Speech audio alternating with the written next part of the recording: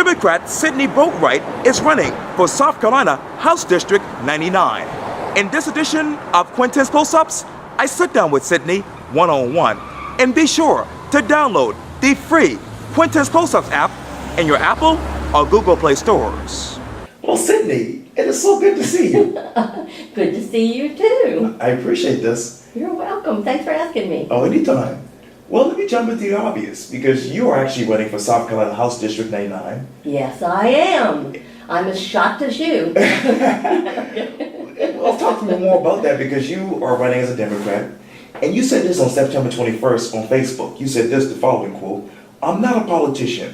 I'm a voter just like you, who is concerned about our state and our community." Let me ask you this as I break this down. Who would Cindy Boatwright be as a politician, and who are you as a voter? That's a cool question. I think the term politician has become really complicated and onerous and not very complimentary. It's used to describe long-term, dig in their heels and protect their own turf and their own job.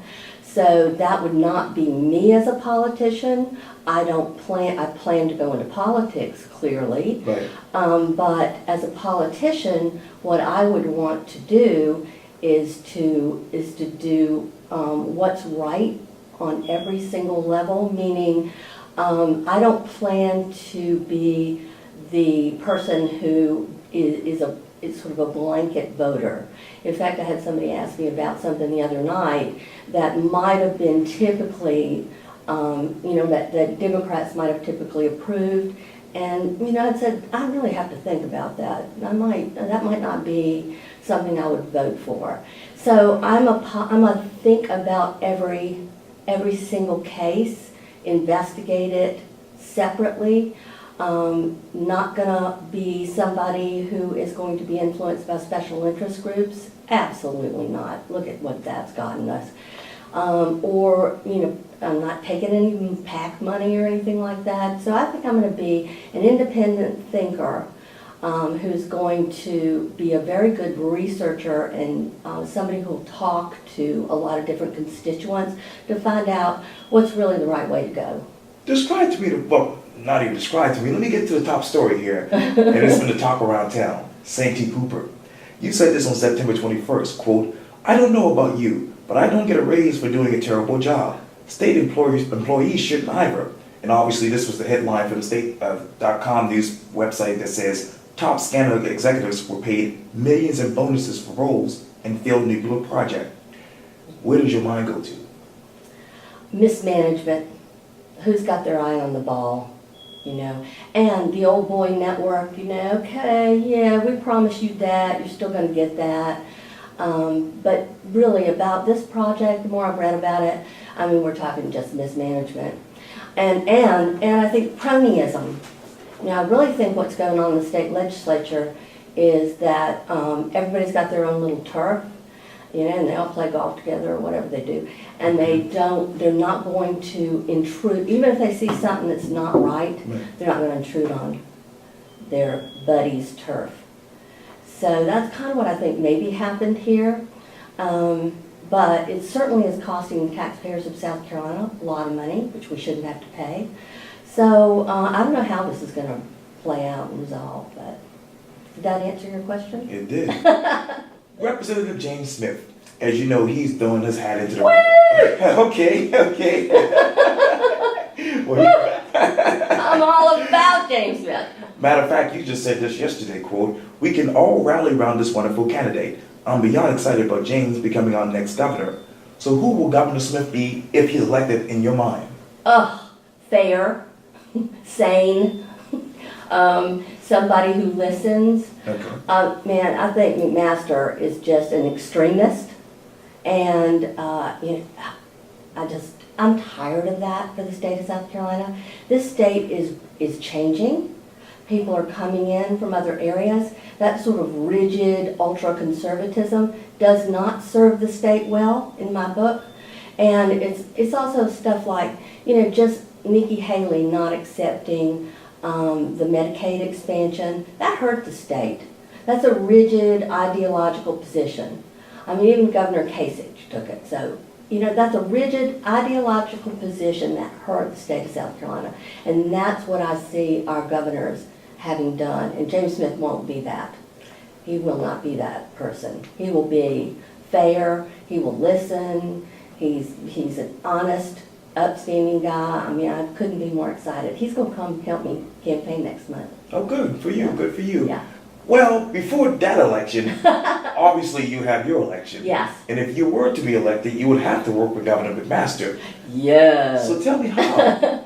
Well, I would. What, some of the things that you really don't know, I think, until you really get into the Okay. state legislature are, you know, what is the level of interaction that you would have with other officials. So I think it kind of depends on what committees you're on, and then, you know, what the governor wants us to vote on and how you feel about that. But, you know, I don't have a clear understanding of everything, you know, what the working with Governor McMaster would look like as a state legislator. I think they kind of do their own thing, but we interact. So that's a confused answer, but I think the governor has his own turf, and then the state's kind of looking at other issues, certain issues, and you're on committees to solve problems, and the governor kind of taps in. Like, for example, the Commission on the Opioids. The House is really, that's the task force, and he kind of comes in and out of that discussion. Does that sort of make sense? That's what I think happens from what I have been told. Let me move from Governor McMaster to bump stocks. This is the headline from the Charleston City paper. Bump stocks. I had that in my column the other day, and then. Go for it. What do I think about bump stocks? Yes, ma'am. For heaven's sake, they should never be allowed. I mean, it's just terrible. Of course, on guns, I think there's several things that don't make sense. But I was happy, on the other hand, I was happy to see that Republican legislators and even the NRA were willing to say, okay, you know, those should be banned. But then when you think about it, I mean, that's a tiny part of what's causing all the gun violence in this country. I think bump stocks were used in Sandy Hook. I'm not even sure if that was a bump stock or he just jury-rigged his gun, but certainly it was a big part of Las Vegas. And something like they cost like about $100, and that's not right. So we ban a certain kind of a weapon, and then we allow the sale of this device that allows that weapon to be turned into the weapon we don't allow. Let me get to that city paper. Oh, that's fine. The Charleston City paper headline from really yesterday, Dustin Waters wrote this as a headline. Charleston Representative Stavronakis calls for ban on bump stocks in wake of Las Vegas shooting. He says that bump stocks, as you kind of mentioned, can be a tool for mass murder. Mm-hmm. Absolutely. Well, they allow a weapon that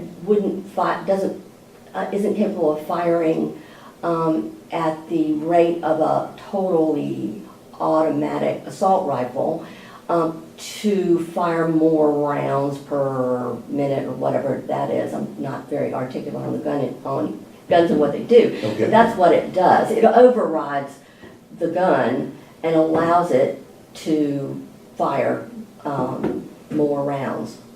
Yeah. So that's, you know, that's why do we need that? What hunter needs that? You know, who needs that? Let me take you back to September 28th. This is very interesting to me, excuse me, and I saw this on Facebook, and I wanted to talk to you more about it, but you said this quote, many of you have asked, quote, how can I help? Write letters to the editor, share my Facebook page, donate, volunteer. And obviously this was the Post and Corey headline, which basically says this, ballot set in special election for ex-state representative Jim Merrill's old seat. So how could you help the people of House District 99? How can I help the people of House? Well, I mean, the people of House District 99 are not so unlike the people of the entire state. Okay.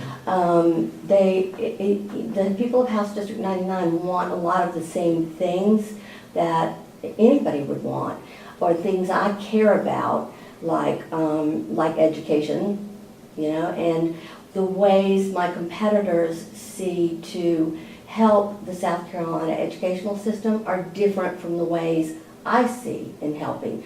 I support our public education as opposed to taking funds away from public education, funneling them to charter schools. And charter schools are great, but not at the cost of our public education.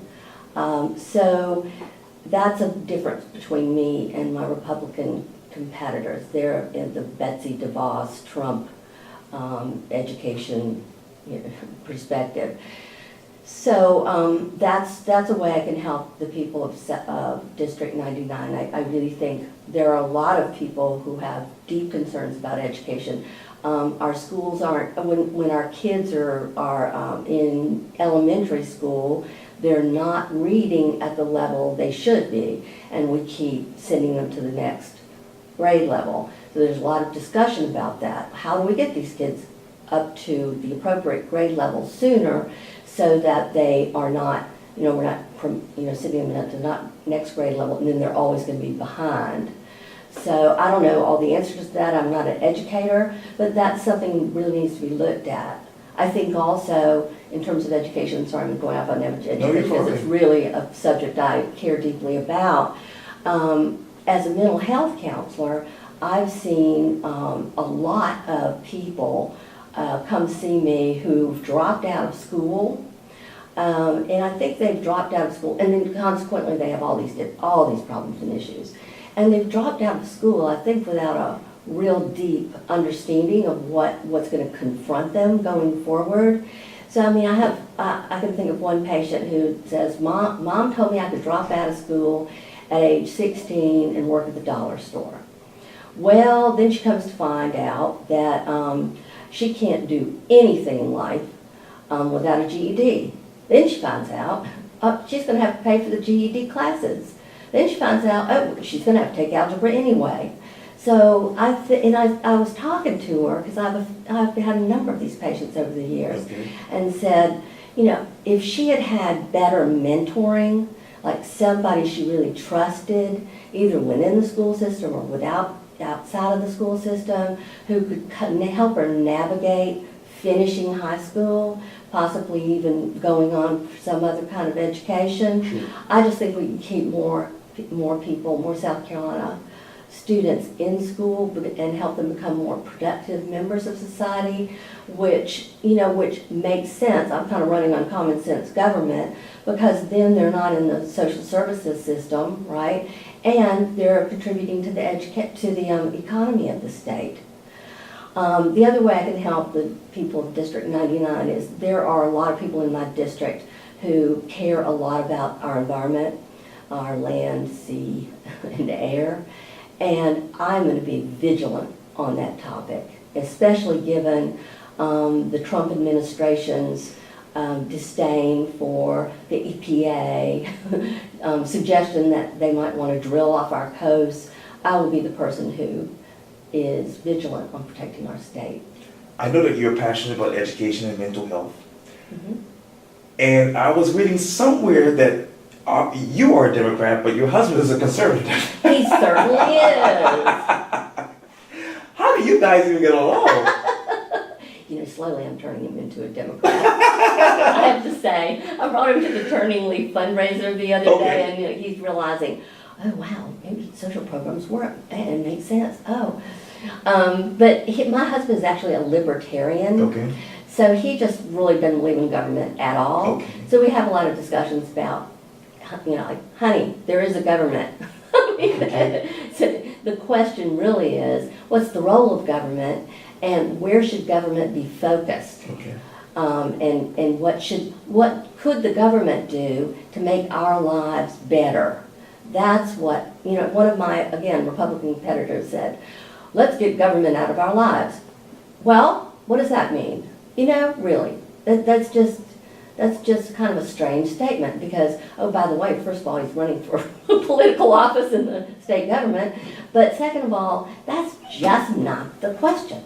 It's kind of a buzzword with conservatives, and I know my husband kind of wakes up to that, and then we have a discussion about it. Okay. But the question for me is, I see what's going on in South Carolina State, and to me the question is not how can we get the state out of our lives, it's where can the government that we already have there do a better job of improving the lives of the people in South Carolina? So where are they wasting money? What are they doing that doesn't make sense for us? And why aren't they doing things that totally make sense? Why can't we get new school buses? You know, why do we want our children riding around on unsafe school buses? That doesn't make sense. Where are they spending money that they could be, spending on school buses instead? So my husband gets that. Okay. He understands that. He's also he's not a social conservative. Okay. At all. And really what I wanted to ask you was this. We've heard about, your passion for education and mental health, but when you take off that political hat, who is Cindy Boatwright? Believe me, I have not had a political hat previously, so okay. I'm just trying to see, and I'm trying it on for size. But yeah, I've always been a passionate person who stands up for what she believes in. My parents did not approve of my demonstrating against the Vietnam War. And of course, when my demonstrating was not about any of the men and women serving in the military, because that's honorable. Okay. It was about kind of the escalation that was going on, I thought, behind the scenes, and I also thought we were unprepared. I don't know how I got into talking about the Vietnam War, but I thought we were very unprepared for fighting a war on the ground in Southeast Asia, and that, so I protested. And my parents were conservative, and I was grounded most of my senior year of high school for protesting, because I felt strongly that this was just not a good direction. I did not believe in the domino theory. So you can say maybe I started being a Democrat back then. Okay. Otherwise, I feel, I'm a mother. My children are, they're just so great. And I'm a stepmother to Mike's 2 children, and I love them dearly. I'm a caregiver. Okay. I care for my 87-year-old mother, who lives in the Charleston area. Okay. And I'm a wife to my crazy husband Mike. And then I try to be a friend to me. And that sounds, that's mental health speak, but I try to be a friend to me. I really have learned over the years that you have to be, you have to care for yourself and be there for yourself. So I've evolved to be somebody who cares about me. And a lot of people don't know this, but you're also a proud member of Grace Church. Yes, I am. I love Grace Church. Well, I've been an Episcopalian. So I was raised in congregational churches and, places where it was super boring, very cold, and the pews were made for little tiny people from way back. And it was just not, it was just not a great place for the seed of your faith to grow. Sorry about that. But I went to Sewanee for college. Tennessee, and which is an Episcopal school. And I'm a lover of language. Okay. And the liturgy and the service was so profound for me. So I reconfirmed Episcopalian in the 70s, and I've been an Episcopalian ever since. Wow. And found Grace Church through a couple good friends. Oh yeah, Callie's over there, Reverend Callie. I love Callie. I saw her at the fundraiser. Yes, she's a great lady. She is. Well, Cindy Boatwright, thank you so much for your time. I really appreciate this. You're welcome. I'm glad to do it. I think that was a good interview. You asked good questions. Wow, thank you. God is great. Amen. Yes. Okay. Thank you.